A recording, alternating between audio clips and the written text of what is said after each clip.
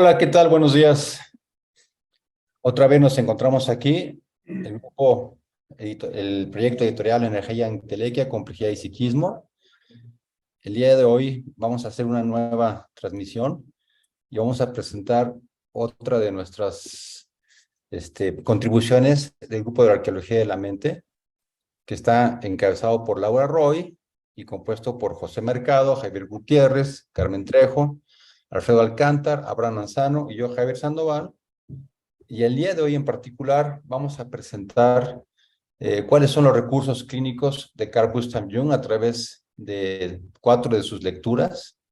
Una de ellas es Metas de la psicoterapia, otra es el valor terapéutico de la abracción, la otra es la aplicabilidad práctica del análisis de los sueños, y estas vienen todas en el volumen número 16 de la edición completa de Carl Gustav Jung de Editorial Trota, acerca de la práctica de la psicoterapia, y una lectura extra de la imaginación activa y dibujos sobre el inconsciente, que precisamente tiene también contribuciones de jungianos. Entonces, en el día de hoy, pues la idea es pues, hacer un comentario inicial por parte de cada uno de nosotros, y luego ya después vendrá el conversatorio y finalmente cerraremos con un comentario final. No sé si alguno de ustedes quiera comenzar o aquí pongo un par de láminas. Voy a poner de una vez, aprovecho, aquí tengo un par de láminas que quisiera compartirles. Los invito a todos a que puedan revisar en nuestro proyecto editorial y en nuestro canal de YouTube los conversatorios que hemos hecho acerca precisamente del dormir, del ciclo sueño-vigilia, del sueño humor, de las ensoñaciones, en nuestra sección de neurociencias y psicoanálisis, donde hemos revisado precisamente 4 conversatorios diferentes, 8 horas, donde hemos hecho un análisis acerca de las aportaciones que ha habido desde las neurociencias a todo este fenómeno del soñar, del dormir, de las dos cosas, porque es muy interesante. Carl Gustav Jung, que es un teórico y escritor y clínico muy abierto, pues estaría feliz de saber todo lo que ya se sabe en neurociencias con todo lo que él decía. Entonces los invito a que vean estos conversatorios, porque son las bases neurocientíficas de mucho de lo que vamos a ver hoy. Entonces van a encontrarse ahí, por ejemplo, esta aportación de Alejandro Sandoval, que es muy interesante.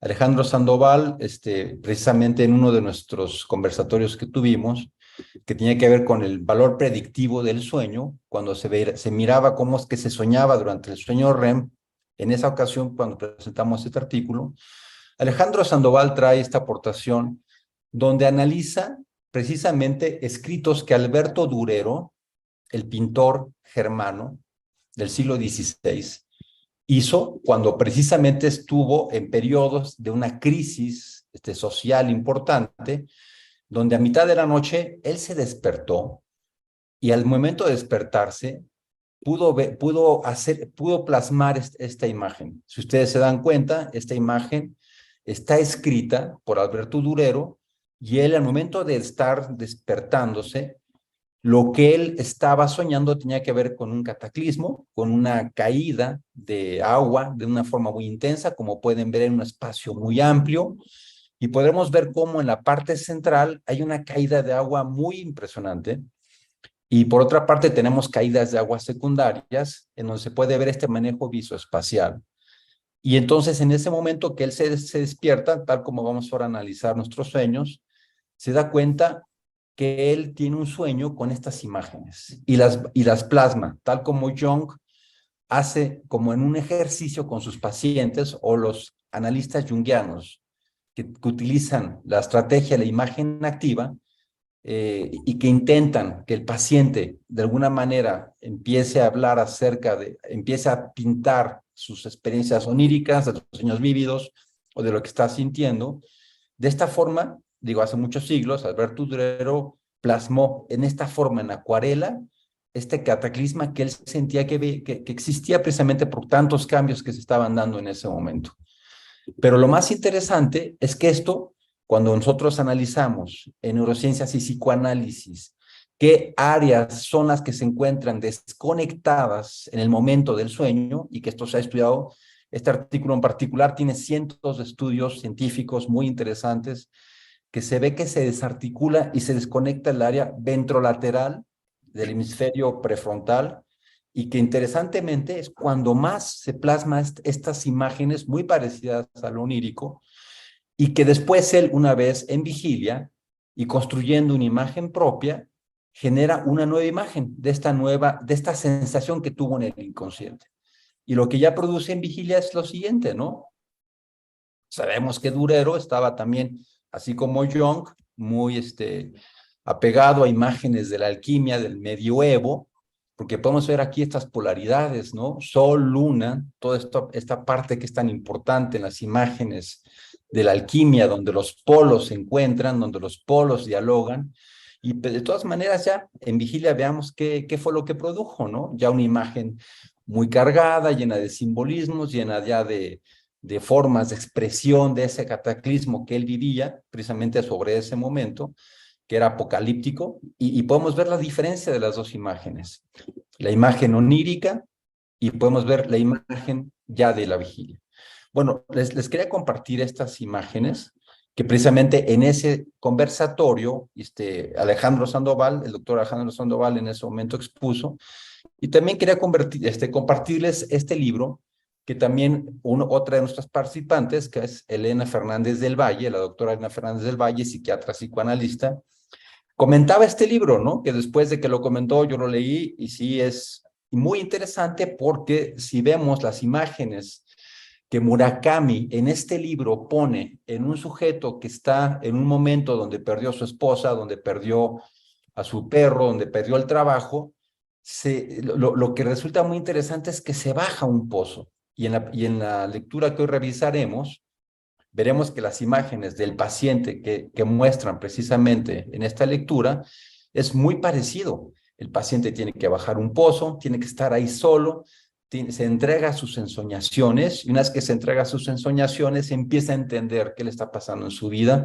y empieza a aceptar esa parte de su ciclo vital y del momento en que le está ocurriendo. Entonces resulta interesante cuando arquetípicamente Carl Gustav Jung propone que existe un lenguaje que está de forma universal presentándose en todos los humanos y que se va evolucionando de acuerdo a cada cultura que cada quien pertenece.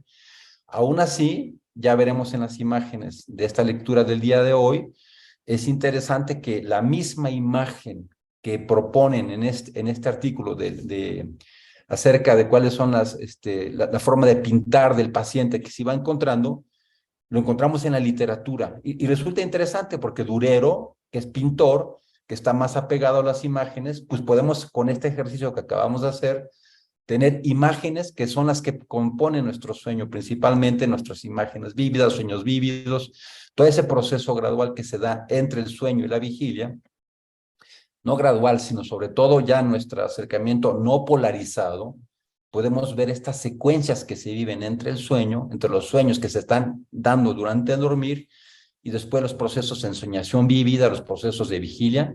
Ese proceso de acercamiento de los polos, el mismo escritor japonés lo expresa en una novela, es decir, ya a nivel de una producción artística en la lengua, que eso es lo que resulta también muy interesante, ¿no?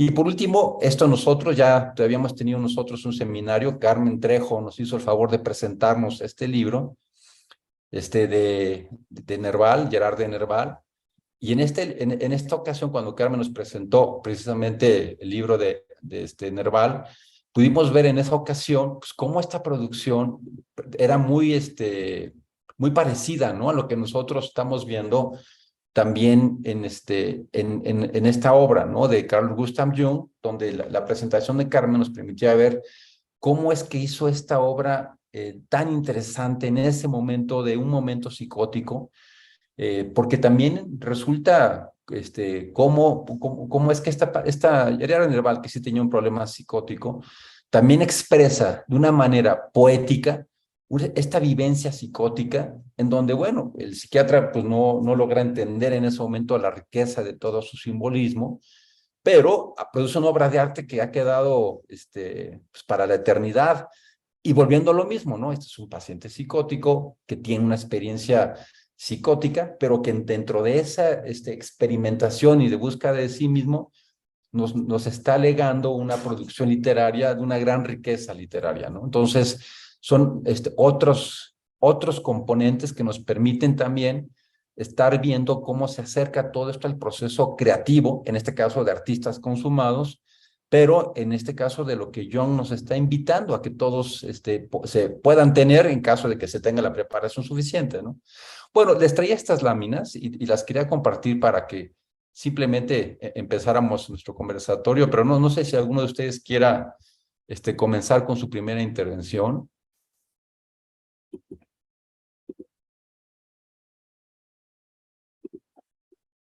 Ahora,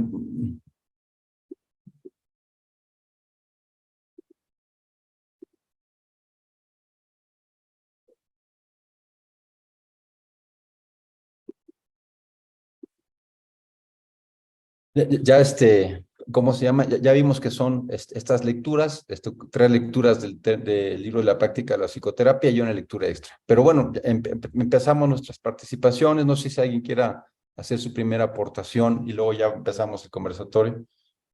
Bueno, Sí, yo quisiera, a partir de esta introducción que hiciste, conectándolo con el artículo de Jung, pensaba en los lenguajes, ¿no? El, el, hay primero el dibujo que se va creando y con toda la técnica que va describiendo Carl Gustav Jung en relación a el papel de los personajes que aparecen en el sueño, luego cómo se plasma, etcétera, en un papel. Y esta parte tiene un lenguaje que es pictórico, ¿no? Luego viene la descripción, ¿no? Todo lo que va asociando de o va relatando del dibujo y ahí aparece otro lenguaje. Pero hay una parte intermedia en donde las emociones, las sensaciones, no aparecen en estos dos lenguajes, sino que es una percepción subjetiva del soñante, ¿no? Y también de la construcción, porque la imaginación activa no necesariamente tiene que ser a través de lo que se sueña y lo plasma, sino que puede ser, haz un dibujo, etcétera, etcétera, ¿no? Esta parte que Jung va poniendo en el interior del consultorio con esta técnica, y allí es donde tiene que haber una comunicación intersubjetiva para poder plasmar las emociones. Por ejemplo, muchos pacientes nos cuentan que ellos tienen un sueño del cual casi no recuerdan nada o una pizquita por allí. Y entonces les pregunto, ¿cuál era la emoción predominante al despertar inmediato? Y esa parte de cuál es la emoción predominante puede ser de alegría, de angustia, de sorpresa, de miedo, esa parte. Y eso nos ayuda a entender, ¿no? El sueño que fue reprimido la alucinación onírica reprimida en el momento de despertar, ¿no? Y que con el transcurrir del tiempo, a veces un sueño completo se va como desmoronando. Entonces, la, la, la parte que aparece, por ejemplo, en el cuadro de Durero, es un gran esfuerzo que va poniendo, con el dominio del lenguaje pictórico, nos va a transmitir una emoción. Pues yo quería, bueno, agregar esta parte porque con lo que trabajamos es básicamente con emociones. Y, por ejemplo, se decía que la hipnosis, si tú llevas a alguien, ¿no? En un retroceder hipnótico, retrotrae el recuerdo, pero que a veces no es eficiente, ni siquiera como abreacción, porque no arrastra, no contrae, no retrotrae la emoción, ¿no? O es una emoción disociada al recuerdo. Bueno, nada más quería hacer esto y bueno, dar paso a lo que ustedes opinen de los tres artículos. A mí me parece que Laura y Javier pues nos han venido trayendo de una parte muy general a una parte más particular, ¿no? Cuando vimos la transferencia, cuando vemos la interpretación, el concepto de las neurosis y ahora en esta parte principalmente de los sueños, yo sí veo que en nuestros conversatorios hemos tenido una evolución que para mí ha sido como un aprendizaje, ¿no? Como estar en un curso, ¿no? Donde pasamos de situaciones muy generales, muy básicas, a definir los conceptos básicos, ¿no? Que si el arquetipo, que si el complejo, que si el inconsciente. Ahora ya la aplicación a la clínica. Bueno, yo hasta aquí quería dejar esta introducción y lo que ustedes quieran comentar.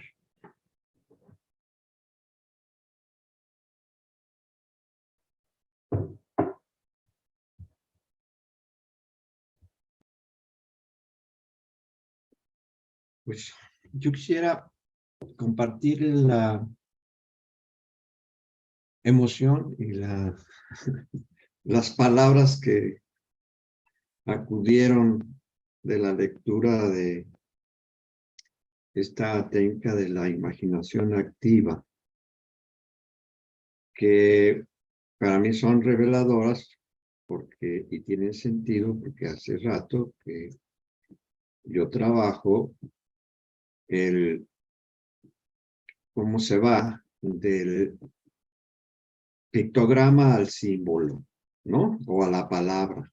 Y ahí digo, o a la palabra, porque en muchas de las teorías psicoanalíticas se hace similitud, se hace equivalencia entre símbolo y palabra, ¿no? Y aquí Jung nos ponen claro a través de aspectos prácticos y de casos clínicos, como solamente así podemos trascender las contradicciones en términos de las teorías y llevar la clínica a la teoría y no la teoría a la clínica, en donde símbolo no es solo palabras, símbolo hay formas de manifestar lo simbólico, formas de expresión de lo simbólico en lo consciente, ¿no? Que parece también que se hace en algunas teorías se iguala símbolo consciente a psique. Pero, y que el empezar a tener acceso a bibliografía en el que se ve desde la clínica en qué consiste la técnica, ¿sí? Ayuda muchísimo a pensar estas contradicciones que luego uno ve en la teoría. Y que en ese sentido, uno puede empezar a tender puentes en las aparentes contradicciones. Por ejemplo, de la lectura de Solms,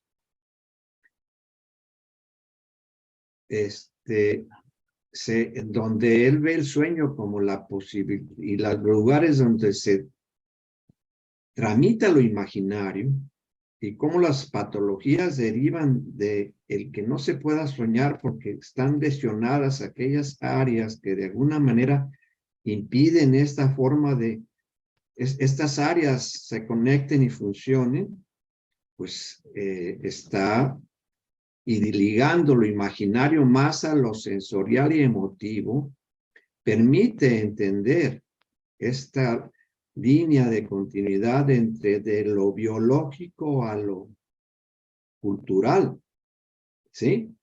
Y las diferentes instancias o estructuras que se requieren para que se dé este fluir y que Jung ya nos lo pone en sus escritos, ¿no? Con su lenguaje, y que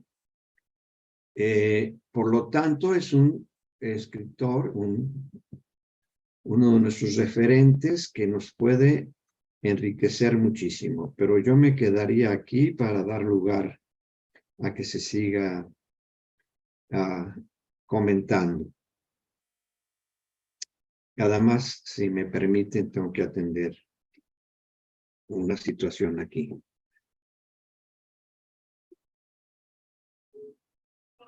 Sí, Alfredo. Sí, para mí es muy estimulante el entender qué es lo que Jung concibió como técnica de la imaginación activa y cómo es verdaderamente aportador para el trabajo psicoanalítico y también para el trabajo de los creadores. Pienso, por ejemplo, en los escritores o en los poetas principalmente, en los poetas que no se atienen a una secuencia lógica, formal, sino al flujo de imágenes en la mente y cómo presentarlos en palabras, buscando una coherencia, no precisamente un sentido lógico formal como un texto narrativo, sino una aportación de símbolos a través de las palabras. Esto es producto de la imaginación creadora y que tanto en el sueño como en la clínica, en el estado de vigilia, se pueden presentar situaciones en las que los pacientes hablan como si estuvieran escribiendo un poema. Parece algo que es ilógico, incongruente, pero es aportación de sentidos en términos simbólicos que pues nos reta a comprender y a captar para descifrar, para entender. Tenemos también la experiencia y la práctica con lo que hemos trabajado con los mitos, el sentido simbólico que se expresa en los mitos y que tratamos de traducir al lenguaje lógico formal y al lenguaje psicoanalítico. Todo esto es posible precisamente porque opera la imaginación creadora tanto en los productores, en los transmisores de los mitos, como en quien los leemos y los podemos traducir en un lenguaje formal. Bien, dejo hasta aquí por ahora. Sí, yo pensaba ahorita con lo que están diciendo, que esta técnica de la imaginación activa, ¿no? Yo me preguntaba, ¿no? ¿Cómo trabajaba Jung? Era para mí así como un misterio, ¿no? O sea, ¿qué era estar con él en un consultorio, ¿no? Entonces, bueno, estos artículos que nos da Laura, pues nos introducen de alguna manera a esta forma de trabajo de Jung, que bueno, se hace tremendamente interesante, ¿no? También se me ocurre como difícil.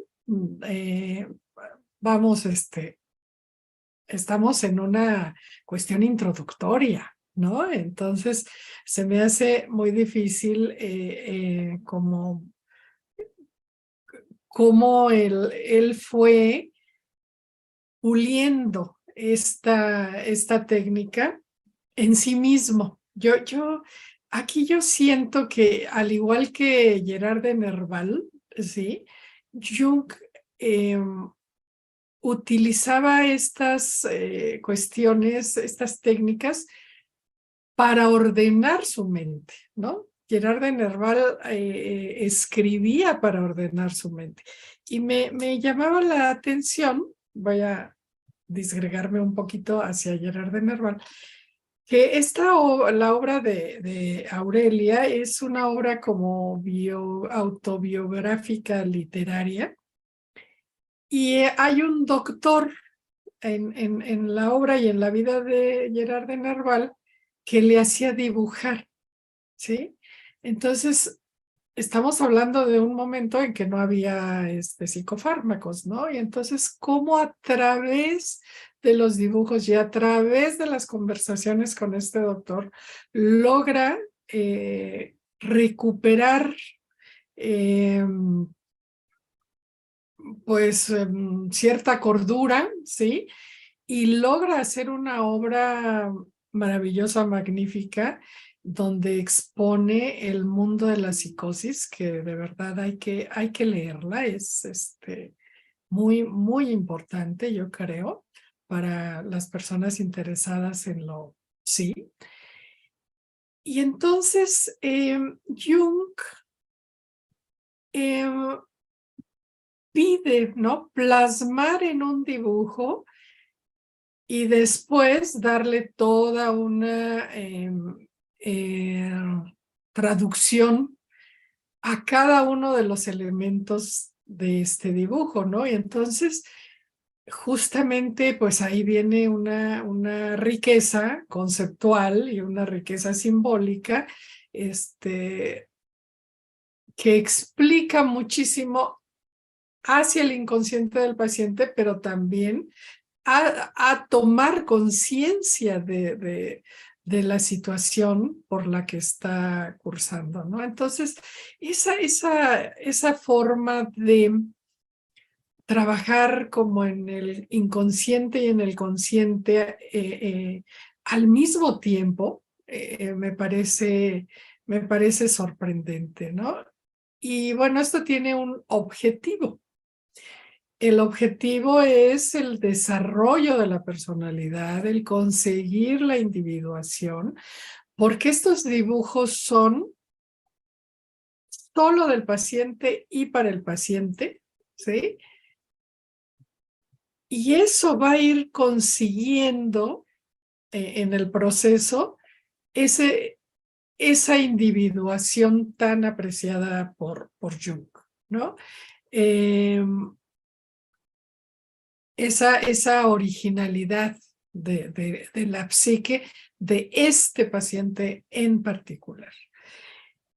Pero a la vez, o sea, ahí cómo se vuelve muy, muy en la complejidad, porque a la vez va a estar relacionado con el inconsciente colectivo, ¿sí? Entonces es como otra vertiente, ¿no?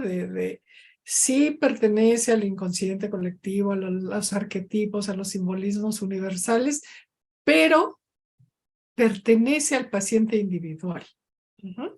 Entonces, pues la meta es esa, ¿no? La individuación, la separación de este paciente de la masa y el autoconocimiento como en este sentido, ¿no? De su propia evolución, de su propia psique y de su propia como compromiso consigo mismo.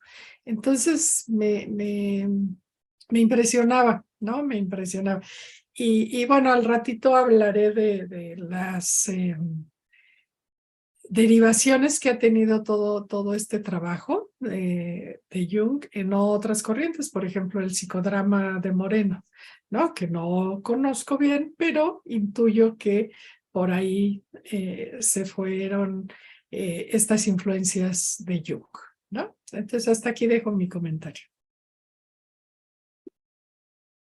Bueno, yo quería hacer también un comentario de las 3 lecturas que tenemos hoy de su volumen número 16, porque en efecto, Jung pareciera que tiene ahí una capacidad en cada uno de sus escritos de hacer una ponderación muy interesante donde nos invita a tener una lectura precisamente dual, dialógica, de comprensión, de aproximación de los extremos, donde no es capaz de darnos las perspectivas en todas sus manifestaciones, pero nunca polarizándose, sino siempre manteniéndose en ese estado de sabiduría ponderada intermedia, donde precisamente, por ejemplo, ¿no? En Metas de la Psicoterapia, él nos invita precisamente a que podamos aproximarnos al ejercicio terapéutico como profesionales con una técnica depurada, con conocimientos teóricos sólidos,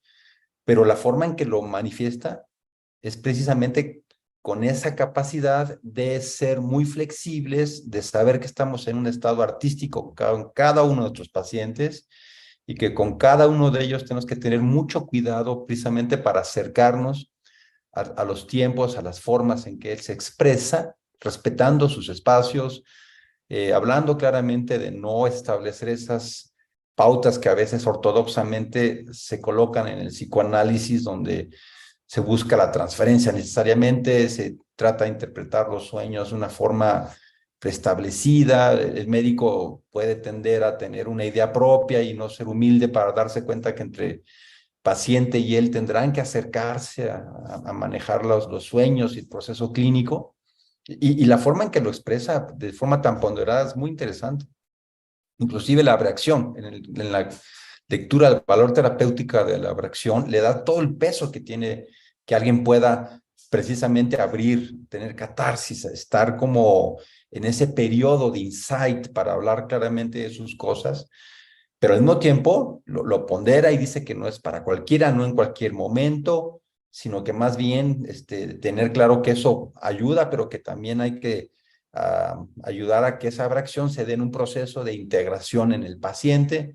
Es decir, esta moderación para acercarse a cada uno, ¿no? Y en el último capítulo de la aplicabilidad práctica de la práctica de análisis de los sueños, pues cómo nos invita precisamente a acercarnos a los sueños de los pacientes conforme ellos los vayan obteniendo y mostrándonos su experiencia, donde dice que al principio del análisis los sueños son más transparentes, es más fácil trabajar con ellos, pero que hay un momento en que son opacos los sueños y que si un análisis no llega a ese momento de opacidad del sueño, donde no es tan fácil interpretarlo, no es tan fácil tener una visión, pues dice que estamos bien, ¿no? Porque vamos profundizando a esa experimentación aventurada de un paciente donde se va atreviendo a hablar su proceso interno y que tiene una connotación siempre de estas creaciones. Por eso que digo, no, la salida de los artistas aquí no es de casualidad, el artista se la juega, ¿no? Son gentes que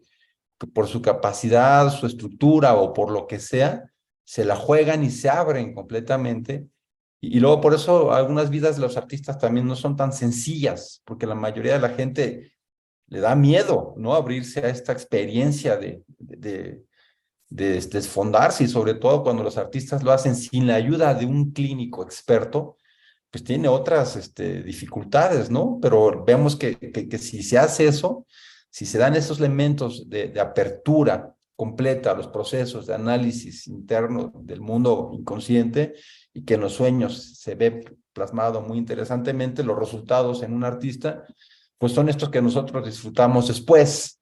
Ellos que ya se fueron a los infiernos y que nos lo traen por medio de arte, pues los podemos disfrutar, ¿no? Y de alguna manera, por la invitación de la cuarta lectura, que tiene que ver con estas imágenes y trabajar con los pacientes así, todos tenemos un artista interno que no necesariamente tiene que ser porque somos talentosos en el arte y a lo mejor nuestras producciones artísticas no tendrán un impacto en la estética imperante, o a lo mejor sí. Es muy sabido, ¿no? De cómo el arte se da en muchos pacientes psicóticos y que tienen también un impacto. De hecho, yo tuve un paciente psicótico en el Instituto Nacional de Psiquiatría que ganó un premio de un laboratorio, por cierto, porque, pero lo hizo él, yo nunca lo acompañé a hacer eso, yo cuando lo conocí ya lo había hecho, por supuesto, por su enfermedad, problema lóbulo temporal, esquizofrenia-like, y su producción artística le hizo ganar un premio, ¿no? Porque él precisamente lo había hecho por su cuenta, hacer una experimentación y producía cosas realmente bellas, pues.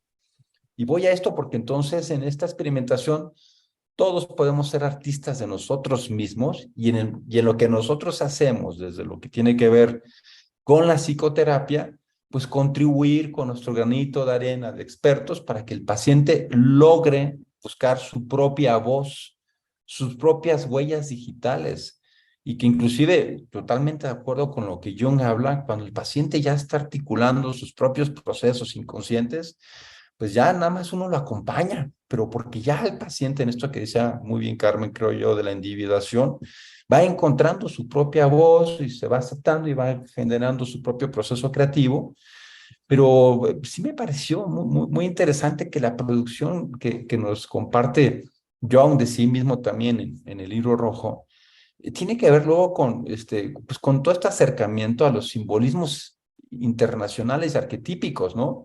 Que aquí es interesante cómo, digamos, lo que se describe de este paciente, que pues, posiblemente sea occidental, a Murakami, que bueno, también tiene todo ya una historia de Occidente atrás, pero bueno, que es japonés, cómo se van compartiendo esquemas referenciales en la expresión de las cosas y que finalmente terminan luego en esto de los mandalas, ¿no? Como esta búsqueda, nosotros ahí en el grupo de neurociencias y psicoanálisis, compartimos espacio con un matemático y físico que está con nosotros, y él nos hablaba mucho de eso, ¿no? De que la física propone que hay una geometría universal en los procesos básicos, ¿no?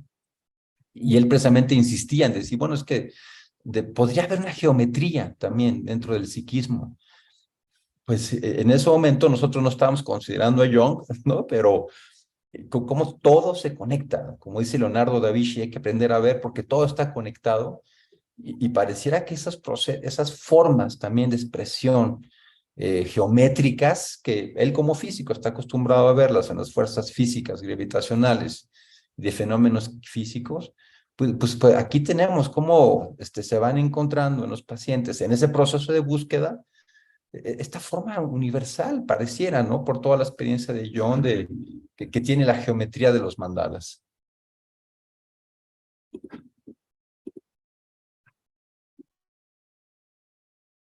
Yo me quedé pensando en cómo es este proceso de la imaginación activa.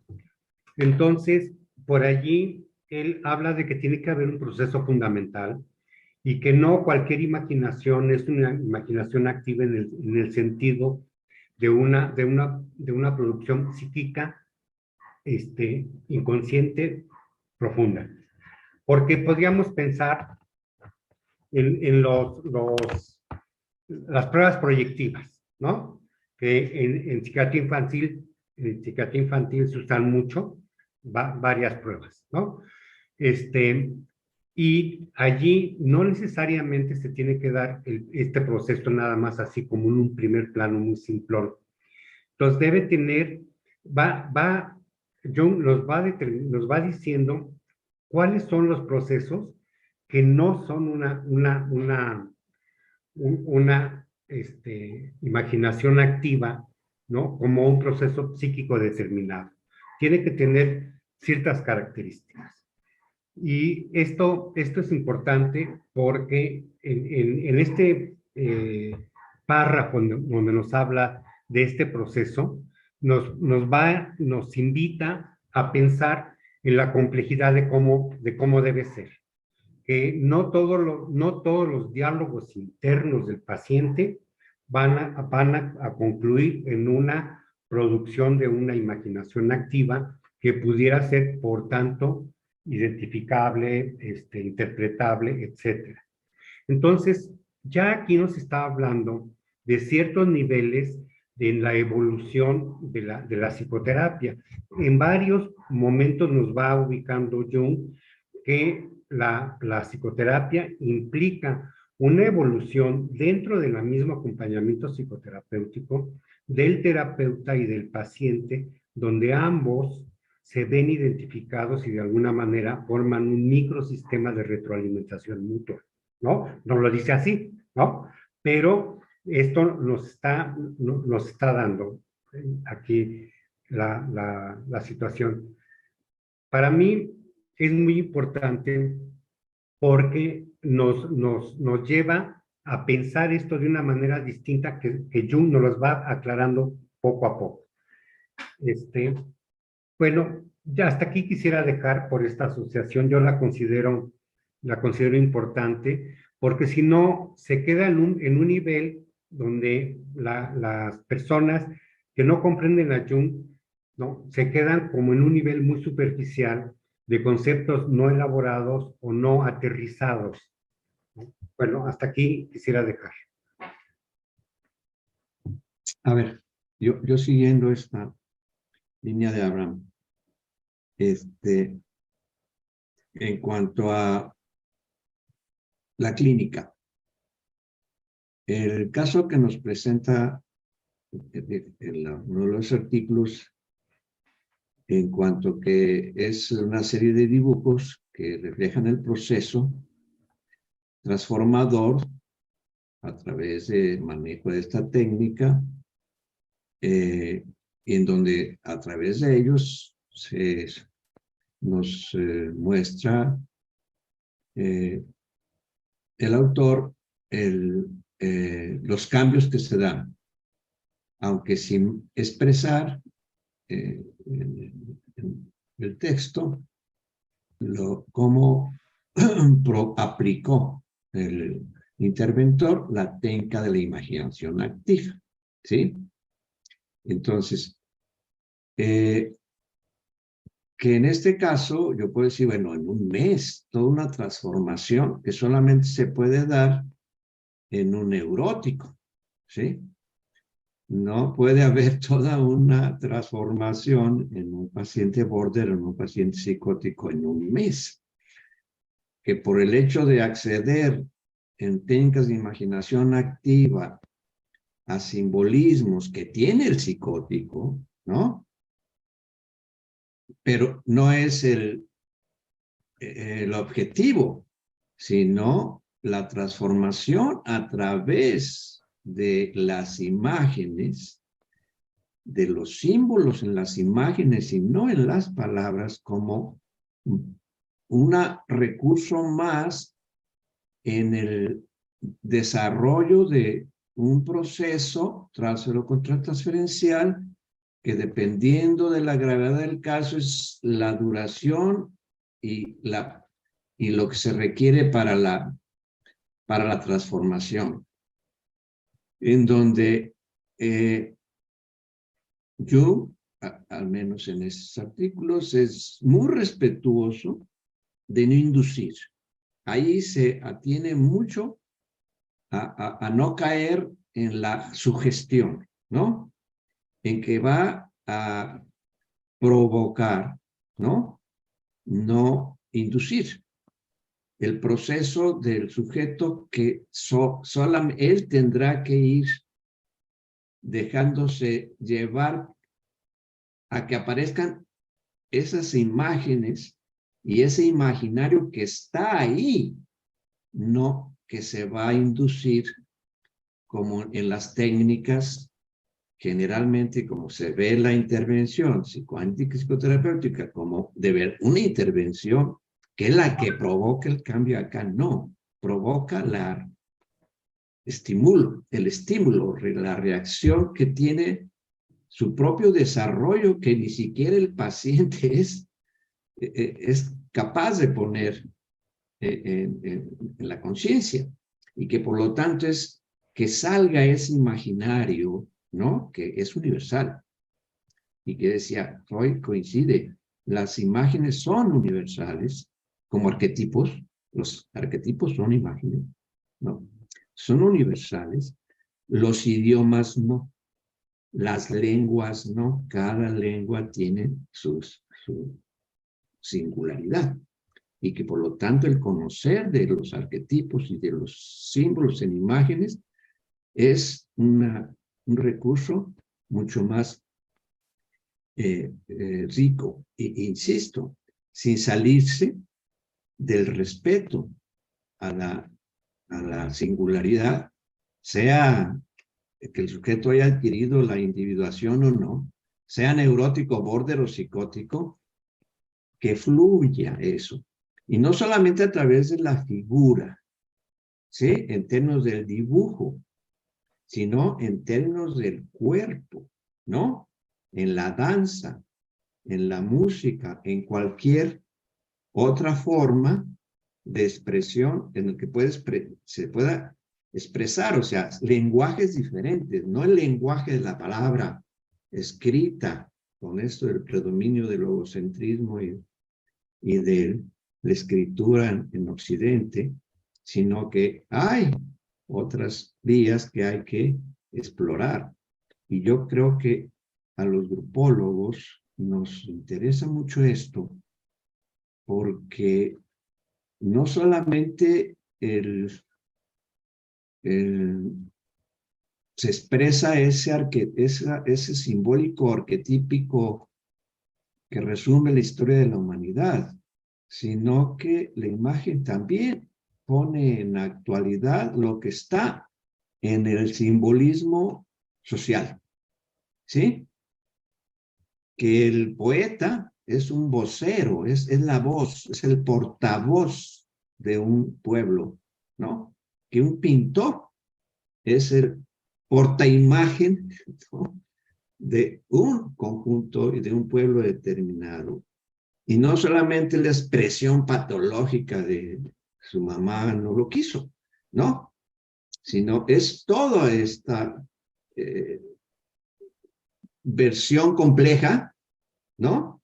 De los fenómenos de la imagen y no de los fenómenos psicopatológicos dirigidos a lo individual y por lo tanto a entender las técnicas para curar a tal o cual alteración desde la medicina. Yo cerraría mi comentario con esto. Yo quisiera aclararme, ¿no? Un poco lo que hace rato dije, que de repente me pareció que me hice bolas, lo cual casi no me pasa, ¿verdad? Y un párrafo que explica esto. Dice, el símbolo es una expresión que reproduce de la mejor manera posible una situación compleja, todavía no comprendida con claridad por la conciencia. Señala la importancia de la relación entre un estado afectivo y la función trascendente. La emoción, el afecto, constituyen el motor que adquiere forma a través de una imagen o movimiento. Por ejemplo, cuando se le pide a un paciente que dibuje la ira. Bueno, en estas palabras, ¿no? El autor de este artículo, pues nos aclara mucho de lo que yo hace rato tenía como preentendido, ¿no? Y que de alguna manera, bueno, complementa mucho lo que estaba comentando ahorita Pepe. Bueno, yo nada más quería hacer esta aclaración. Yo pienso que la Perdón. técnica de la imaginación activa es una de las grandes aportaciones de Jung, como lo es la teoría de los complejos y de los tipos psicológicos. Él mismo me parece que se aplicó la técnica de la imaginación activa durante sus estudios de la alquimia, porque las asociaciones que hace durante la investigación y cómo interpreta o comprende los escritos crípticos de los sabios medievales, él los traduce, los aporta en un sentido psicoanalítico, psicodinámico. Y no solo en eso, sino en la escritura que se recoge en el libro rojo. Allí en el libro rojo de Jung están una serie de textos que parecen incongruentes, pero son precisamente producto de ese escrutinio a través de la técnica de la imaginación activa en él mismo. Por lo tanto, a mí me parece que es un elemento técnico muy importante que se puede aplicar tanto a los grupos, la terapia de grupos, o a los grupos no terapéuticos, como a las técnicas psicodramáticas y en el análisis de tú y yo, entre dos, que aparece que son dos, pues sabemos que hay una multitud de objetos internos en esa relación. Esa técnica pues nos ayudará también en el desarrollo personal hacia el camino de la individuación, a través de, como vimos en este trabajo, trabajo del paciente que escribe, o más bien presenta sus dibujos progresivamente y se pueden comprender, se pueden interpretar en ese sentido progresivo, como a partir de una especie de castillo encerrado por todas partes, se convierte después en un jardín muy ventilado, florido, abierto, lleno de música, de paz, etc. Ese es el proceso que va de lo crítico, cerrado, hacia la apertura del psiquismo, al entorno y a la expresividad de los contenidos. Bien, dejo hasta aquí por ahora. Sí, yo siguiendo con esta línea, Alfredo, yo pensaba que se aclara muy bien en el artículo que este paciente consulta por pesadillas. O sea, la queja que lo trae a análisis es que él padece de unas pesadillas horrendas, ¿no? Que obviamente lo angustian y no lo dejan estar tranquilo durante la noche y durante el día, ¿no? Entonces, como que si ese fuera el foco del tratamiento. Entonces, pues por medio de la técnica, él fija esta primera imagen en el dibujo y vemos cómo en poco tiempo, en relativamente poco tiempo, pues se crea toda una riqueza de simbolismos y de imágenes donde él es capaz de esta apertura, ¿no? Lo que tú decías, estaba en un sitio amurallado, en un pozo donde no se sabía qué había en el pozo, pero le daba mucho miedo averiguarlo, construye unos escalones firmes para ir hacia adentro, es capaz de derribar el techo del pozo para que entre luz, lleva un triángulo que refracta la luz, ilumina adentro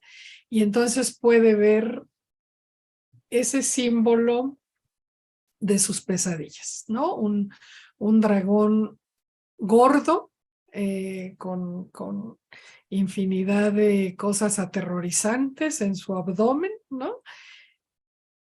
Que poco a poco va adelgazando, convirtiéndose en una serpiente muy delgada porque ya no contiene esas cosas aterrorizantes, atemorizantes, ¿no? Y es capaz de salir, porque es una serpiente alada, y es capaz de salir al sol, al exterior, pero en la noche, me corrijo, porque sale en la noche, es una serpiente alada nocturna, ¿no? Entonces, ya es capaz de volar por los cielos en un campo, o sea, mirar hacia abajo esta construcción donde ya no hay murallas, ya no está encerrado, y ahí es donde sus pesadillas se resuelven, o sea, él ya no va a soñar estos sueños aterrorizantes, ¿no? Entonces es como yo entendí, ¿no? La mejoría de este paciente. Ya puede convivir con sus partes inconscientes de otra manera, ¿no? Entonces, por eso sucede, vamos, tan rápido, ¿no? O sea, para un proceso psicoanalítico, ¿no? Sucede en un mes, ¿no? Porque está muy focalizado. Entonces, cada dibujo, cada parte del dibujo encierra una riqueza fantástica, casi como el cuadro de Durero que nos enseña Javier, donde de verdad que si uno recorre cada una de las partes y cada uno de los simbolismos y hiciéramos un cuadrado ahí en cada uno de los cuadros, pues habría una riqueza simbólica enorme, ¿no? Entonces, así estos cuadros del paciente, donde seguramente pues pasaban horas traduciendo cada uno de estos simbolismos, aunque dice que ahí no entendí, ¿no? Cómo a la imaginación activa se le dedicaban solo unos minutos, 15 minutos de la sesión, ¿no? Pero pues los simbolismos estaban actuando en el consciente y en el inconsciente del paciente, ¿no? Para llevarlo a este proceso de mejoría, ¿no? Y de autoconocimiento, y de individuación, y de evolución, ¿no? Entonces, y cómo esto viene a ser tomado, decía yo hace rato, que iba a retomar el tema, ¿no? A ser tomado por ejemplo, el psicodrama psicoanalítico, el psicodrama moreniano, ¿no? Donde hay una imagen fija y a través de esa imagen fija se empieza a elaborar toda una interacción, ¿no? Con psicodramática, digamos, con esos personajes, esas escenas, esos objetos, todo eso, y bueno, viene otra vez la riqueza simbólica de cada una de las partes que conforman la escena y el entendimiento del paciente, ¿no? Entonces, pues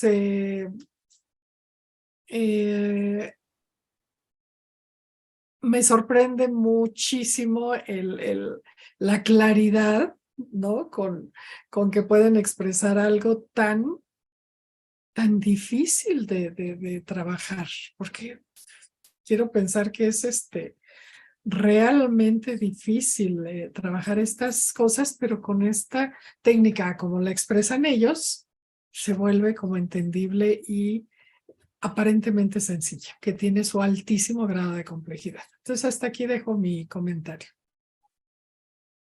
Grado de complejidad que también puede verse en los desarrollos culturales. El dragón que pinta ese paciente inicialmente es eso, un dragón con panza, dice el texto. Me recuerda en la cultura mexicana, en mesoamericana, el dragón olmeca es solo una figura, una serpiente muy primitiva, informe, que con los años de desarrollo cultural se va transformando nada menos que en la serpiente emplumada, en Kukulcán o Quetzalcóatl. Quetzalcóatl en Teotihuacán es todo un prodigio de creatividad y un símbolo riquísimo de toda la creatividad cultural, el sentido de la cultura, de la religión y de la psique del individuo. En Teotihuacán no solamente es serpiente emplumada, sino que es hombre, pájaro, serpiente. Es todavía más complejo y se integra más. En el sur, en Chichén Itzá, Kukulcán, es la serpiente que, como la serpiente del dibujo, es capaz de limpiar el pozo y de generar condiciones favorables para la vida de los humanos y del ambiente. El mito en Chichén Itzá es que la serpiente desciende, Kukulcán desciende de su templo determinados días y va al gran cenote, al cenote sagrado, y limpia, recoge las ofrendas y limpia el fondo para hacer un agua útil, pura, y que siga el valor y el sentido del cenote sagrado. Esta serpiente que desciende sale de nuevo ya que ha limpiado el cenote sagrado y vuelve a su lugar celeste, al templo, al cielo, a esperar otro momento en que va a descender para hacer su trabajo de limpieza y regeneración del ambiente natural y de los seres humanos, de la cultura. En fin, esta posibilidad de la mente de crear estas figuras representativas del inconsciente del sujeto y colectivas, pues está en todas partes. Vemos en este trabajo la aportación de un individuo, pero en los mitos que hemos trabajado es la colectividad y las colectividades y la cultura náhuatl, la cultura mesoamericana que también influyó en la maya de esa región del sur. En fin, Y bien, creo que también hace referencia no solamente al proceso individual o colectivo, sino al proceso biológico. O sea, está hablando de limpia, está hablando de digerir, está hablando de elaborar. Y el sueño es un proceso de elaboración, ¿sí? Como en el organismo, la digestión es un proceso de elaboración que permite tirar los residuos y quedarse con lo que da vida, y que es un mecanismo biológico de todas las especies, ¿no? En donde ahí podríamos ver cómo el arquetipo no está solamente haciendo alusión a procesos históricos de los sujetos, sino está haciendo alusión también a la misma especie. Lo que decía en el sentido que si había una geometría universal general, ¿no? Acá digo, sí hay ciertos mecanismos, sí, internos que son comunes a la vida y a los tipos de organización más complejos, poniéndolo en términos de sistemas complejos, ¿no? Que son propios de los más elementales mecanismos, como de los procesos mucho más complejos, por más que en los más complejos también el mecanismo sea complejo, pero la función, lo que el autor del artículo posiblemente haga alusión a ese aspecto esencial, de la función esencial del proceso. Número desconocido. Porque en ellos, si se fijan, yo pensé, el mecanismo de la técnica, en la técnica es, en última instancia, en análisis, es que tú te prestes a ayudar a digerir lo que el paciente no puede digerir. ¿Sí? Tú lo contengas en cierto momento para que el paciente pueda liberarse del efecto traumático, si tomamos que son problemas de tipo traumático, para que se destrabe, ¿no? En sus bloqueos y sigue el curso de sus propios procesos. Y esto a ti te ayuda una teoría, algo que traes para tomar en cuenta para que se pueda tú traducir y hacerlo traducible. El paciente también es en un orden interno, que no necesariamente tiene que ser a través de la palabra, ¿sí? Sino del actuar emotivo en ese momento para ese obstáculo que nosotros sí detectamos en el paciente, porque el paciente no. Y nos prestamos a que haga el proceso de destrabazón. Y lo mismo podríamos decir de ciertos personajes que son los profetas, por ejemplo, ¿no? En un pueblo, como un personaje destraba, ¿no? A través de lo que recibe de iluminación de parte de Dios, digamos, y ponerlo en palabras y en preceptos, hacen que se adhiera a toda una comunidad que tiene la misma ansiedad de fragmentación y dispersión, y eso haga que un pueblo completo resurja, se integre y resurja. son mecanismos parecidos, ¿sí? Tanto en lo colectivo como en los pequeños grupos, como en las diadas, entre comillas, de tipo psicoterapéutico. ¿Por qué?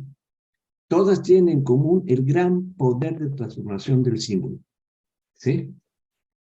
Todos. Y eso Jung es la diferencia con Freud, ¿no? En el peso que le da el poder transformador del símbolo, y el símbolo lo hace a eso de Jung. En términos del símbolo, no es ni biología ni cultura, ¿sí? Es.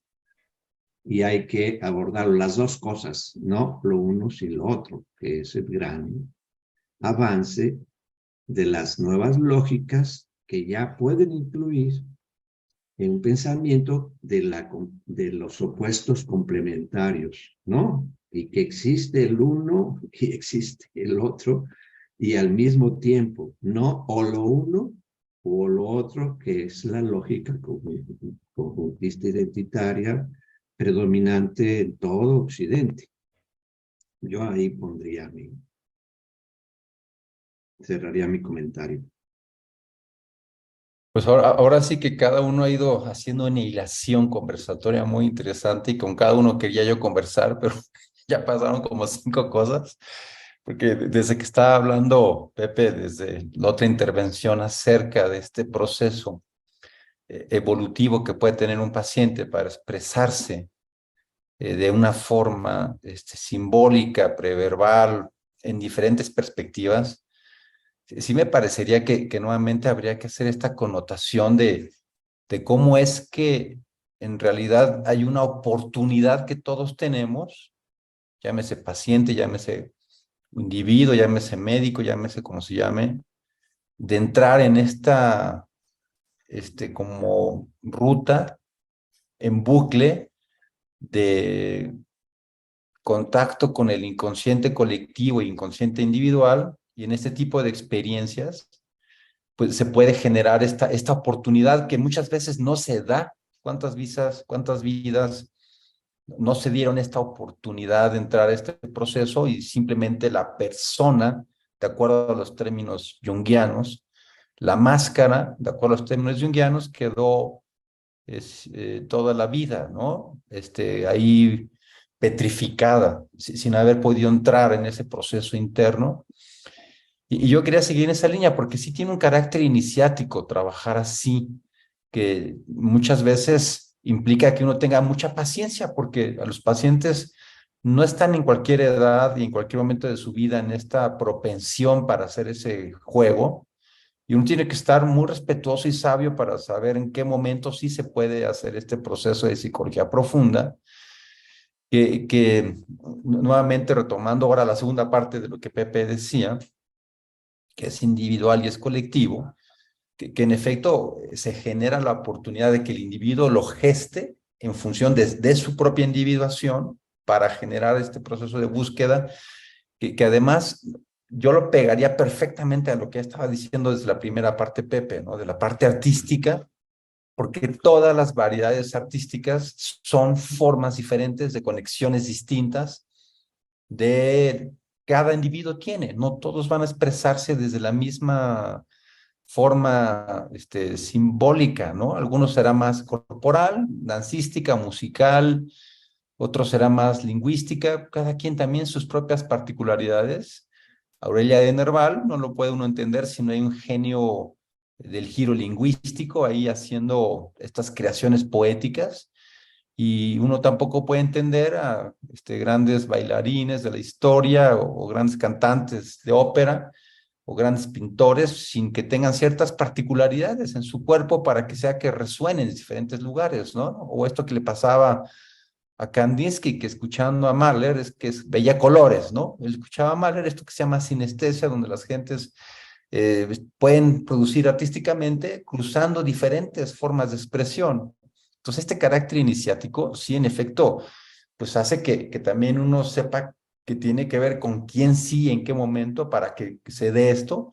y que aunque uno no lo haga como médico, ¿no? Como todo esto que nos ha enriquecido siempre Alfredo, sus aportaciones mitológicas mesoamericanas, pues en efecto los pueblos van evolucionando y van transgeneracionalmente transmitiendo evolución a los símbolos, ¿no? Cuando revisamos a Quetzalcóatl y que veíamos precisamente cómo se generaba probablemente sus antecesores con toda esta revisión que hacía Florescano, ¿no? De Quetzalcóatl, de los olmecas, pues muy probablemente todos sus antecedentes olmecas evolucionaron posteriormente a las áreas mayas, a las áreas mesoamericanas del altiplano, donde vemos cómo todo el proceso del pueblo va generando a nivel transgeneracional modificaciones culturales y cada quien va poniendo de lo suyo y lo va enriqueciendo.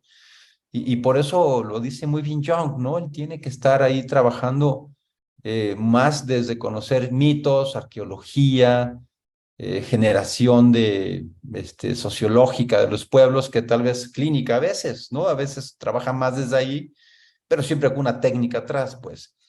Pero luego, por eso me interesaba también mucho lo que decía Carmen acerca del paciente que ahí exponen, porque es un paciente que pues, a los 50 años va a hacer un proceso y en ese proceso, pues muy probablemente encuentra esta posibilidad de expresarse, pero estas pinturas que nos muestran que hace este paciente de este dragón que se convierte en serpiente, resulta muy interesante porque aquí mismo se da como ahora sí una metamorfosis del dragón. Y esa metamorfosis del dragón, de ser un panzón que no puede ni salirse de ese hoyo, se convierte en una víbora delgada y alada que puede hasta volar, ¿no? Y esa metamorfosis funcional, metamorfosis anatómica, va muy en correlación con todos los mitos de metamorfosis de Ovidio, ¿no? Que vemos que se generan ahí procesos donde van transformándose y gestando estas nuevas posibilidades de evolución en ese proceso de liberación de este paciente, ¿no? Y de liberación es otra palabra que es otro tema a hablar, pero que genera un proceso interno de metamorfosis que dentro del marco religioso resulta súper interesante que el mismo Jung, perdón, nos está invitando a ver cómo es que hay un grado de religiosidad en los individuos para estar viendo lo sagrado y lo profano, ¿no? En qué momento se es sacro y se es profano, que la serpiente en la tradición judeocristiana pues ha representado el mal, el infierno, la fuerza maligna. Y acá en el sujeto, cómo él va transformando ese lugar del pozo abajo de un dragón obeso que no puede salir de ahí, a una serpiente delgada que vuela, ¿no? Y esa transformación es interesante porque tal vez también en lo sagrado de cada religión, y cada uno tiene su parte sagrado, vemos que el carácter de sagrado y profano no solamente es como continuar con la tradición propia ahora sí que tu influencia religiosa que te toca, ¿no? Sino también este mismo paciente, digamos que has hecho un viaje a Mesoamérica, porque entonces esta serpiente se convierte en algo sagrado que vuela, ¿no? Y entonces esas conexiones donde se hacen flexibles y laxas, ¿no? Las posibilidades de expresión, pues generan este proceso, digamos, de experimentación mitopoética, interna, individualizada, en donde en esto, digo que decía Pepe hace rato, ¿no? De cómo es que hay ciertos líderes que desbloquean, ¿no? Algunos pasajes de los individuos. También cuando nosotros revisamos a Moisés en el escrito de Freud, pues habría que poner eso que Pepe también muy bien decía, ¿no? De bloquear, desbloquear, porque yo no sé qué tanto a veces un líder bloquea a un pueblo o a veces que tanto un líder sí lo desbloquea, ¿no? Entonces ahí en ese proceso, digamos, como de riqueza de los polos que se tocan, pues en efecto, ¿no? Un portavoz, un líder, pues puede sí ser un gran libertario, o también puede luego mantener estructuras rígidas que hacen que luego ese pueblo ya tampoco sea un pueblo que evolucione a tener un proceso más como de aceptación y convivencia con otras religiones, ¿no? Bueno, aquí paro un rato. de conversar. Se ve que no fuiste a la marcha ayer. Bueno, yo sí quisiera comentar cómo eso, en términos de lo que estamos hablando, cómo el poder del símbolo, ¿no? En cuanto a que acá el eje es esto, el dragón hecho ángel, ¿no? Que luego se presenta en los siguientes dibujos del personaje al lado de la evolución, de la piedra a lo volátil, ¿no? De lo concreto a lo abstracto, ¿no? Y cómo eso que decía, ¿por qué la serpiente? Porque en un determinado momento representa el mal y en otro momento representa el bien. Como en cierto momento la represión está al servicio de la cultura, ¿no? O la represión está al servicio de la inhibición del proceso de culturación. Cuando un tirano reprime y cuando un encargado de la represión está ayudando a organizar, ¿sí? A establecer una cultura que va a permitir la sobrevivencia a largo plazo. Pero ¿cómo es un continuum? ¿No? No son polaridades en oposición, sino un continuum, y que lo importante es tener la visión de ese continuum de los procesos, ¿no? Y el papel que uno tiene en esos procesos, ¿no? Por eso creo que es muy importante cuál es la función, ¿no? De uno en esto, ¿sí? Que no lo define el artículo, lo deja así como, a mí me da la impresión que lo deja así, volando, ¿sí? Porque me parece que es una situación de cómo es difícil, pues, mantener esa función solamente como facilitador, ¿sí? Y ni pasivo ni activo. Mantenerse siempre en el margen del facilitador del proceso que lo va a determinar el conjunto o el paciente o el psiquismo que estemos en ese momento tratando. Que yo me oigo y digo, eso es la lógica de la complejidad, ¿no? No es la del cientificismo, ¿no? Ni es la del ángel ni el dragón, ¿no? Sino ambas, ¿no? Y el lugar en el que uno debe colocarse. Y que ahí creo que tiene que ver también con entre la dimensión ética, ¿no? Que para mí es lo religioso, la dimensión ética en el que el papel del interventor, ahí la cruz en las figuras, la religión, pues, como símbolo de la religión, en el que nuestro objetivo es religar, ¿no? No desligar, sino favorecer el proceso de ligazones. Pero uno no es Dios, uno no trae la fuerza que construye, la fuerza ya está en el otro, y uno solamente ayuda a ligar, y que esa es una posición ética, ¿sí?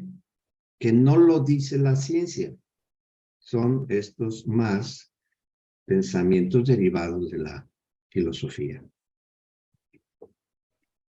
Yo pensaba ahorita, escuchándote, Pepe, que hay un psicoanalista contemporáneo vivo, se llama Christopher Bolas, es norteamericano nacionalizado inglés, que trabajó en la Tavistock, y es un personaje, él mismo es un personaje fantástico, maravilloso, porque estudió antropología, historia, literatura inglesa, en fin, tiene un bagaje muy grande, ¿no? Y entonces él habla, ahorita que te estaba oyendo, recordé que él habla de de que en la etapa de bebé, en la diada madre-hijo, la madre es un objeto antes de lo que Winnicott dice del objeto transicional, o sea, antes de esa etapa, Christopher Bolas dice que la madre es un objeto transformacional, ¿no? Y entonces explica un poco, yo no lo puedo explicar tan bien como lo explica, ¿verdad? Pero explica cómo la madre transforma ese ecosistema del bebé y contiene muchísimas como de las proyecciones que el bebé hace, las digiere y las devuelve digeridas al bebé para que ahora sí el bebé las introyecte como representaciones buenas, digamos, ¿no? Donde ya las puede trabajar, porque cuando eran representaciones negativas, el bebé las expulsa y las proyecta, y entonces la madre las capta, las digiere y se las devuelve, y ya las introyecta el bebé hacia una estructura, ¿no? Entonces, él continúa Christopher Bolas diciendo que el terapeuta hace las veces de este objeto transformacional, ¿no? Que es que en la sesión acompaña al paciente, ¿no?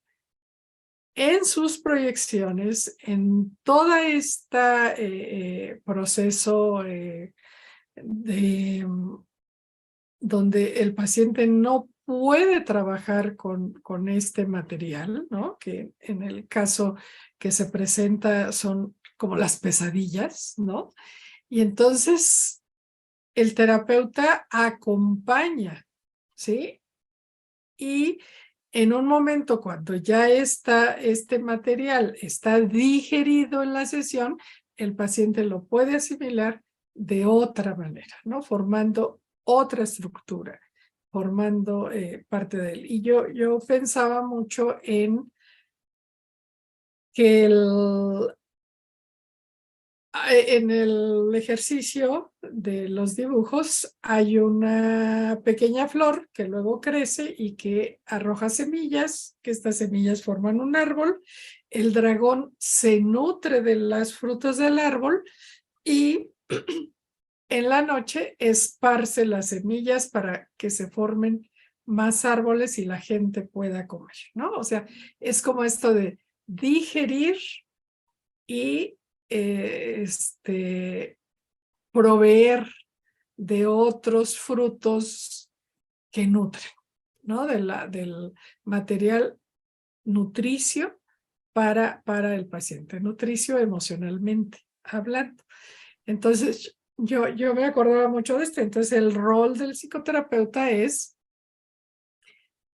cumplir una función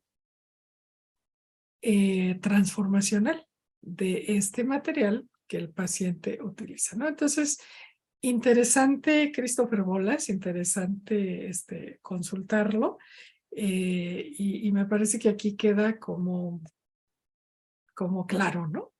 Uh-huh.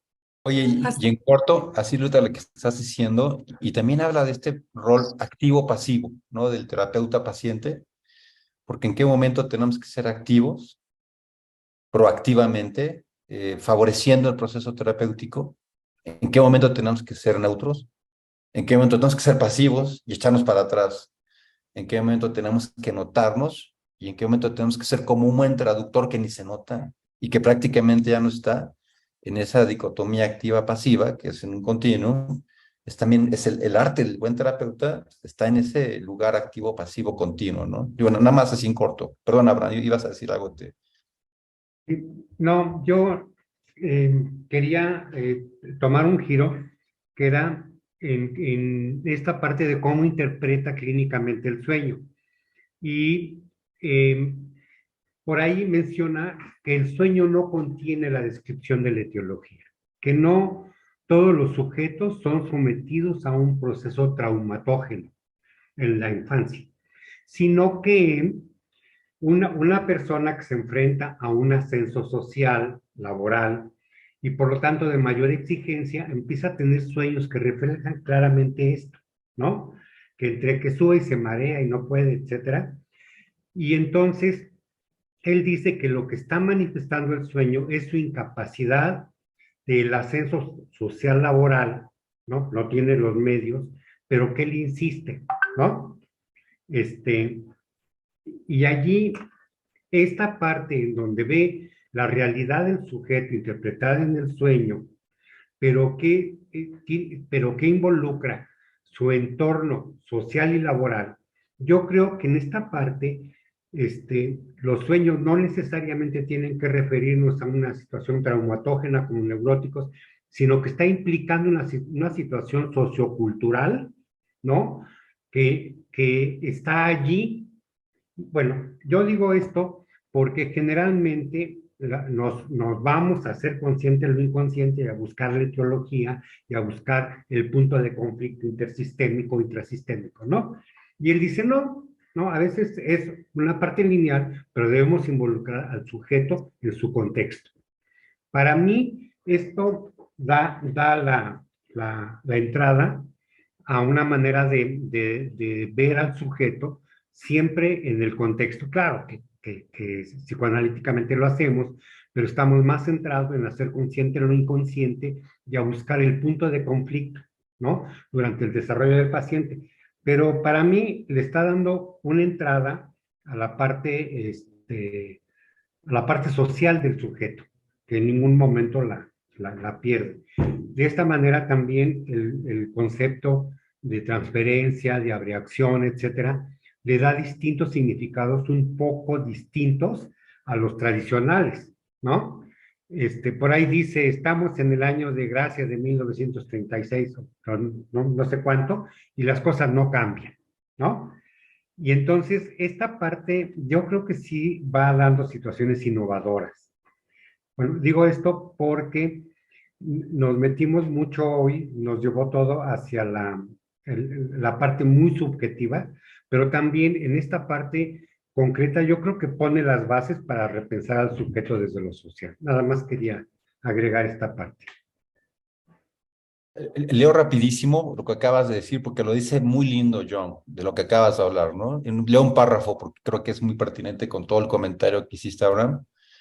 Cuando habla de esta técnica para el proceso traumático, él dice que la intervención del médico es, pero yo preferiría llamarla interés humano y dedicación personal, los dos entrecomillados, para poner interés humano y dedicación personal. Esto no es propiedad de un método determinado, ni puede llegar a ser un método, sino que se trata de unas cualidades morales que son importantísimas, no solo en el caso de la abreacción, sino en todos los métodos de la psicoterapia. La repetición del momento traumático solo es capaz de reintegrar la disociación neurótica si la relación con el médico ha reforzado tanto la personalidad consciente del paciente, que éste puede someter conscientemente el complejo autónomo al control de su voluntad. Nada más para parafrasearlo con palabras de él. He No, dicho. hermoso, hermoso. Bien, bien. Qué padre.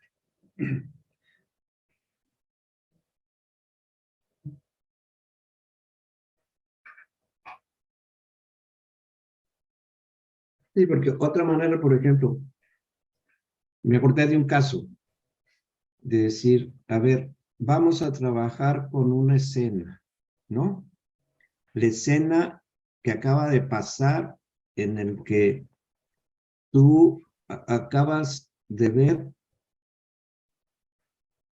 un asesinato, ¿sí? Y cómo no lo puede elaborar en ese momento y permanece en situación de mucha ansiedad y de desorganización. Entonces, ¿cómo vamos a la escena que viste, ¿no? ¿Y dónde estaba? ¿Y tú dónde estabas? ¿Y a qué olía? ¿Y cuál era el viento? ¿Sí? ¿Y cómo llegaste? ¿Y qué pensaste? ¿No? El hecho de estar yo ahí con él, ¿no? Repitiendo la escena, permitió sacarla de la situación traumática, ¿no? Porque seguía emocionalmente en la escena, para posteriormente entrar a la...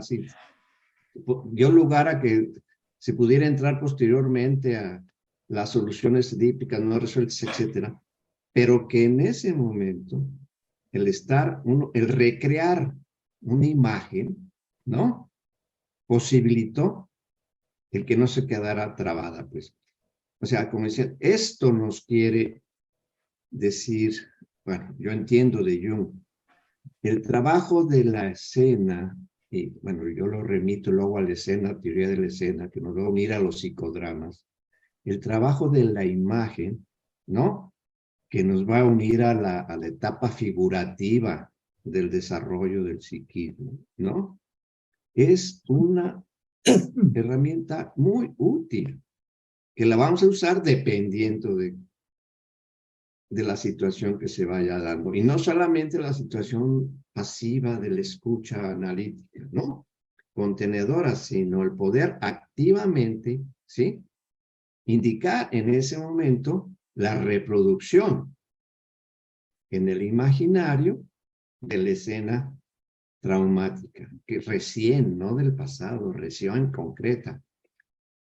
Y bueno, traigo a esto porque si es introducir esto, a través de lo que decía Javier, introducir algo nuevo en los aspectos de las técnicas de tipo psicoanalítico, ¿no? Y no que nos quedemos como dragones panzones tragándonos toda la porquería que luego llegan a expresar los pacientes, ¿no? Que luego vienen como baño de paso, ¿no? Nomás de vez en cuando y en urgencia, ¿no? No como un proceso que debe tener continuidad y consistencia. Oye, y yo también quería meter acá nada más a este conversatorio, porque por los temas que maneja acá Jung, los comentarios que hace acerca de la interpretación de los sueños como cumplimiento de deseo, que él habla claramente que pareciera que eso más bien es luego forzar rígidamente una interpretación a que sea un cumplimiento de deseo cuando los sueños son tan complejos. Y el otro tema que también me parecería importante hablar es lo de la sexualización de nuestro proceso psicoanalítico, cuando tenemos un marco de referencia freudiano, que inclusive pues, simbólicamente tiene una gran riqueza, como hizo una contribución al proceso de las etapas Freud, pero que luego la institucionalización psicoanalítica de la sexualización, de la sexualidad dentro del trabajo psicoanalítico, y que luego eso se vierte en una frecuencia de escenas transferenciales contra transferenciales donde el sexo está muy presente, también me parece muy prudente porque me parecería que si uno toma como referencia institucional psicoanalítica el proceso de sexualidad, puede estar uno sexualizándola, uno mismo, ¿no? Sexualizando y promoviendo que eso se dé a través inclusive hasta de actitudes, ¿no? Y de formas teóricas de estar pensando cuando está el paciente sobre lo que ocurre en el enlace, ¿no? En el vínculo. Al sexualizar yo el vínculo y estar pensando en la seducción del paciente conmigo y los procesos sexuales, en lugar de estar pensando en el interés genuino, pues puedo yo mismo como analista predisponer a que esto se presente más en la transferencia contra transferencia. Será muy interesante en los procesos de supervisión ver cuántas escenas de sexualización hay en un psicoanálisis ortodoxo versus en alguien que hace una psicología profunda más junguiana.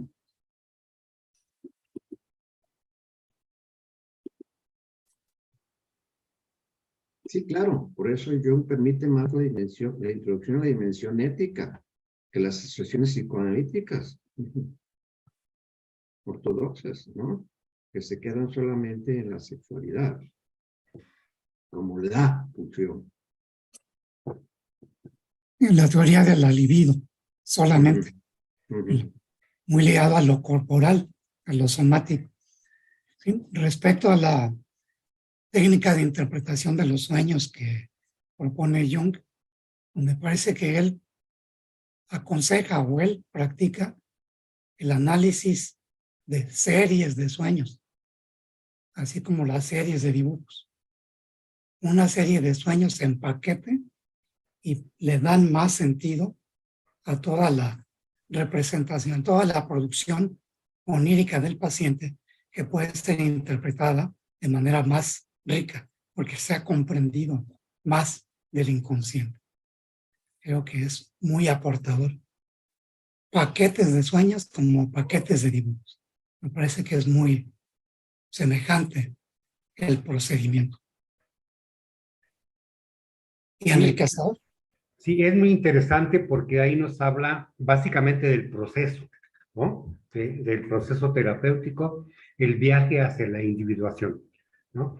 Y en relación a la sexualidad, yo creo que parte porque la teoría freudiana, en búsqueda de este primer conceptos teóricos de la pulsión como energía, ¿no? Como energía sexual, la pulsión, o como energía, pues por ahí se tiene que encaminar la teoría para que tenga una coherencia interna.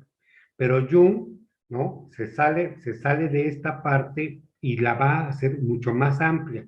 Por ahí en alguno de sus escritos que veíamos inicialmente, decía que no toda la energía psíquica tendría que ser sexual pulsional, porque si no sería una reducción, ¿no? Una reducción.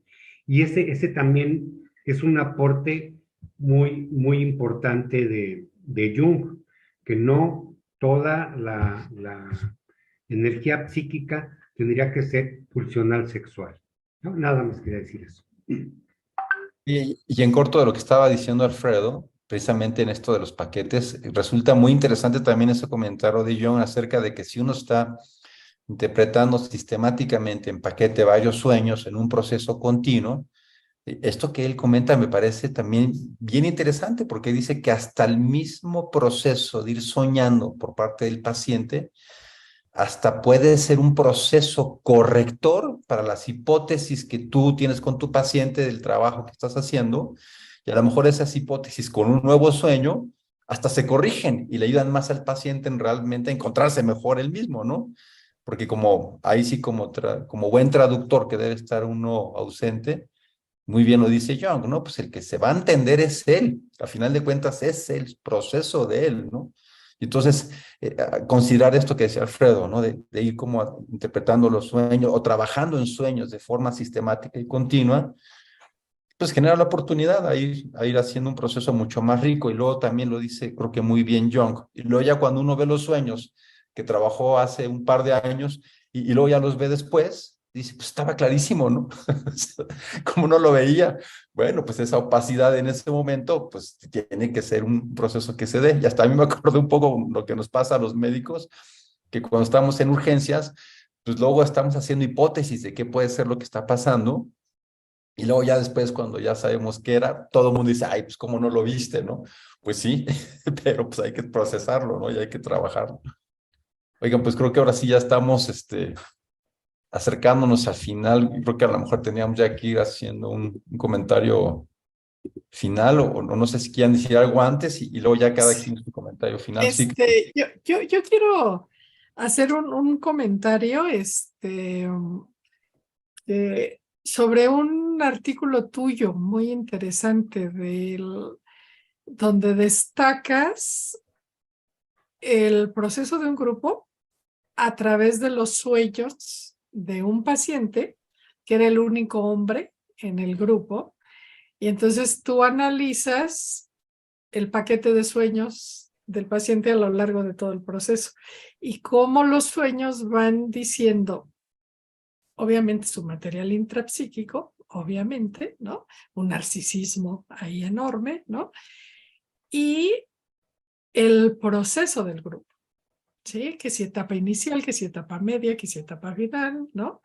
Entonces, que nos sorprendía en el grupo de estudio porque pues era una parte innovadora tuya, ¿no? De cómo los sueños se utilizan para interpretar el trabajo de grupo, ¿no? Entonces es bien, bien interesante. Y sí, o sea, que los sueños se deban analizar en paquete, en secuencia, como para un mejor entendimiento del proceso del paciente, ¿no? Y bueno, yo sí creo que los tenemos registrados en el expediente, los sueños y su momentánea interpretación, y no damos por sentado que ya es la interpretación, ¿sí? Sino entendemos que va a haber una evolución de estos sueños, ¿no? Entonces, bueno, bien interesante. Y como comentario final, pues yo diría que una grata sorpresa estos artículos, una gratísima revelación, la manera en cómo se trabaja. Yo tenía muchísima curiosidad de tratar de entender, que me falta más material, por supuesto, de tratar de entender, bueno, cómo se llega al mandala, ¿no? O sea, ¿por qué el mandala es tan importante en la teoría junguiana, ¿no? Es un misterio para mí. Y bueno, en este caso clínico y en estos dibujos, cómo el paciente en ese proceso evolutivo y en ese proceso de individuación llega al mandala. Entonces, como que quise entender, ¿no? Qué interesante evolución, y ya vi cómo es que llegó al mandala como un símbolo de la complejidad de su sentir, de su pensar, de su pues complejísima mentalidad, ¿no? Entonces, pues ya la pudo ordenar un poco más, ¿no? Y es su mandala de él, no es otro, ¿no? Sino es su mandala de él, ¿no? Entonces, bueno, me parece interesante, pues, pues con el deseo de continuar con todo esto, y pues, hasta aquí lo dejo, ¿no? Y pues, nada más. Yo creo que la dificultad que muestras es general, porque uno de los principales, el principio es, lo leemos en el texto. Lo primero es que el sujeto que va a entrar a este tipo de experiencia ponga la mente en blanco. O sea, predomina la racionalización en Occidente y el estar creyendo que es el pensar es lo máximo, ¿no? Si no. Ponte primero en blanco, en el sentido, deja que llegue el sentimiento, la idea o lo que sea, ¿no? Y que a ciertas personas les es más fácil, culturas les son más fáciles, porque Oriente, la cultura es darle más peso a la imagen y a lo afectivo que a las razones. Y los abordajes de Jung, el mismo Freud se dice, no son más de que traer de Oriente, ¿sí?, a Occidente este tipo de abordajes que le ayudaron a que tenga un psiquismo mucho más, más libre. Y en esa línea, yo diría que también, a mí a veces me preocupa más el estar viendo en la práctica, estar más al cuidado de si se sueña o no se sueña. O sea, pensando que decir, a ver, si nosotros vemos a Anshu, dice, ¿no?, el grupo como un sueño, ¿no? Winnicott, el espacio transicional, ¿no? Y Bolas, el lugar de la transformación, ¿no? Y eso es el espacio del sueño. Todos son expresiones de estamos soñando o no, si se está dando ese soñar o no se está dando ese soñar. Entonces, ¿cómo entender el sueño en ese nivel?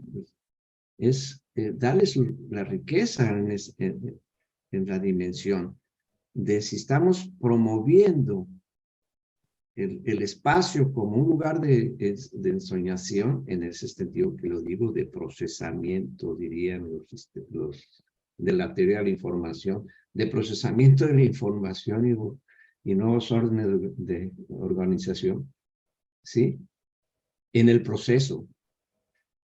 Más en términos de la etiología, ¿no? Más de la lógica de la linealidad y del historicismo, ¿no?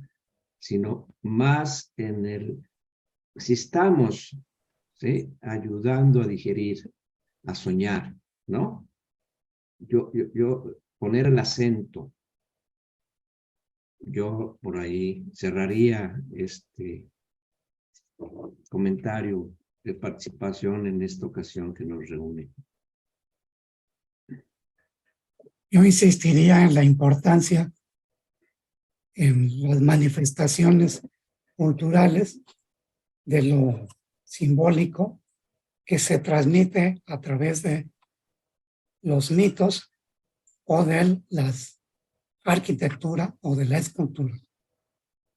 Por ejemplo, en la cultura mexica, la serpiente emplumada de los teotihuacanos y el Kukulcán de los mayas era Quetzalcóatl, y se utilizó ese símbolo significativo para fundar la escuela más importante. El Calmecac fue la escuela para educar y transmitir la tradición tolteca en la cultura de Tenochtitlan, preservarla y desarrollarla. Y los símbolos estaban ahí. Convivía con la influencia del otro gran líder, Tlacaelel, que era como la parte femenina de la tradición y el sometimiento a la religión y a los dioses y a la tradición de los sacrificios humanos. Su parte opuesta complementaria era el Calmecac de la tradición teotihuacana. En fin, esto pues también se da esa contradicción, pero una contradicción que se resolvía en el desarrollo y esplendor de la cultura de Tenochtitlan. El Calmecac todavía nosotros lo hemos utilizado para uno de nuestros conversatorios. Calmecac, un espacio para la discusión, la comprensión, el estudio y la transmisión del pensamiento y la búsqueda de significados. Hasta aquí mi comentario.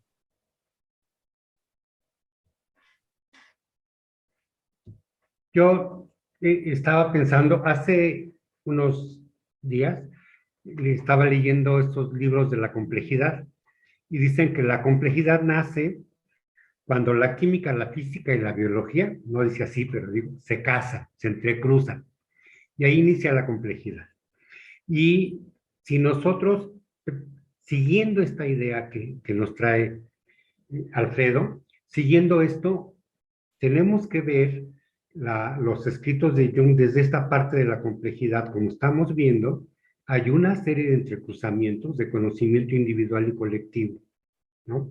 Profundamente arraigado en los procesos culturales.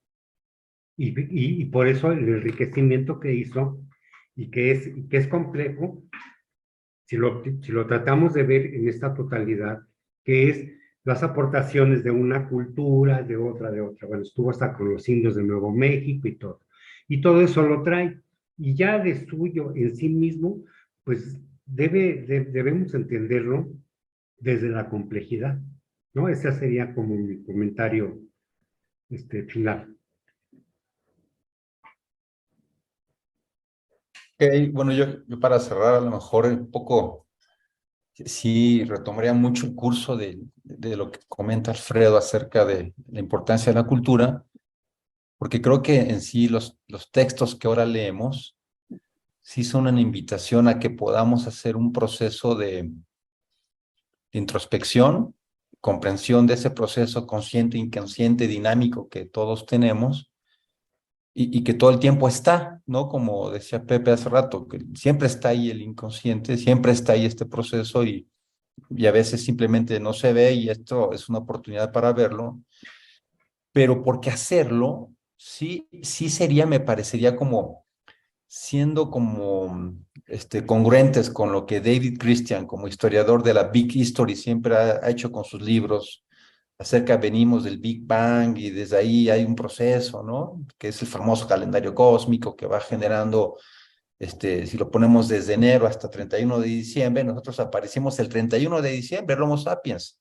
Y la cultura, la cultura propiamente de los últimos 25 siglos apareció el último minuto del 31 de diciembre, ¿no? Somos muy recientes en este planeta y creo que esa visión de largo plazo que hace pues, este autor de la Big History, bueno, y muchos más, ¿no? Thompson, que también la historia de las ideas me parece que lo hace muy bien, pero esta visión donde nosotros hemos estado en un antropoceno como muy egocéntrico, sí me parecería que a través de este ejercicio de entrar en el inconsciente de cada individuo para reinventarse, para sublimar, pero no esa sublimación que a veces es como muy freudiana, así de concepción única, ¿no? De sexualizar, sino sobre todo de una creación interna para ser nosotros mismos lo más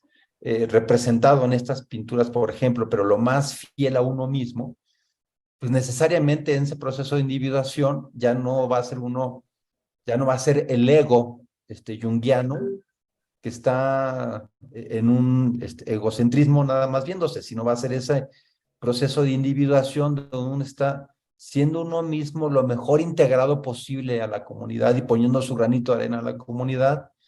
Y en ese proceso de pertenencia social, pero también ser individuo, se gesta un arte que a través de los procesos de creación artística, me parece que tenemos ahí la gran oportunidad, ¿no? Artística y de contribución social, en donde podemos generar mecanismos precisamente donde se va a proyectar lo que sí somos y nuestras particularidades para entonces hacer lo que cada quien nos corresponde, pero que no lo considero lejano a lo que se habla acerca del proceso de mejor conformación social, porque en estas discusiones de la Big History se habla mucho acerca de qué hubiera pasado si Occidente, Europa no hubiera colonizado, Europa e Inglaterra, que lo hemos trabajado mucho con Shakespeare, hubiera colonizado el mundo, ¿no?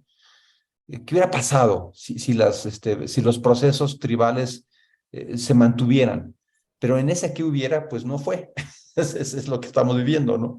Y ahí entonces, yo creo que más que una nostalgia o como una forma de reafirmar que está malo Europa y eso, yo creo que más bien es como una oportunidad de que en esos bandazos que da la humanidad, reconciliemos, ¿no? Que es lo que hemos hecho también mucho en Calmecac, nuestros conversatorios de la llegada, del encuentro de estos dos mundos y de la conquista de México, precisamente no han tenido este carácter como de enojo, sino al contrario, de comprensión de las cosas como ocurrieron y acercarnos en esa conciliación que además hemos visto que sí es muy útil para América Latina, por ejemplo, ¿no? Entonces, yo pensaría que toda esta forma de tener esta oportunidad, de tener este proceso inconsciente, creativo, a lo artístico, de lo que es uno, artístico, llámese con talento, sin talento para producir algo estético para el arte de todo el mundo, sino con la genuidad, lo genuino, perdón, que es para uno mismo,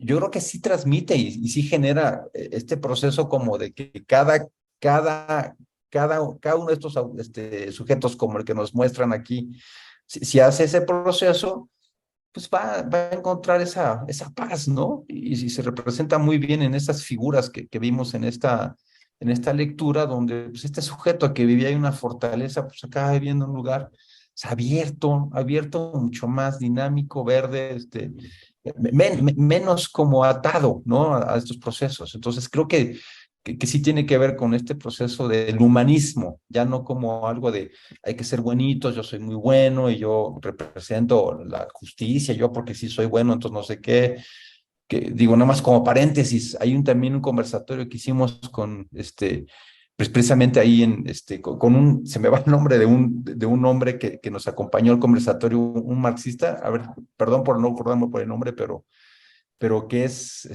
alguien que habla mucho del marxismo vulgar, que también habla Fromm, sobre que si yo soy marxista vulgar, digo que yo soy bueno y yo soy bueno, y eso es verbo, ¿no? Es dialéctica, es continuidad, no es nada más porque yo creo que soy bueno, sino es realmente ese proceso interno, ¿no? De conocimiento. Bueno, vamos a terminar, nos vemos la próxima. Muchas gracias por todo, cerramos nuestro año y pues el próximo año seguimos. Muchas gracias por todo. Nos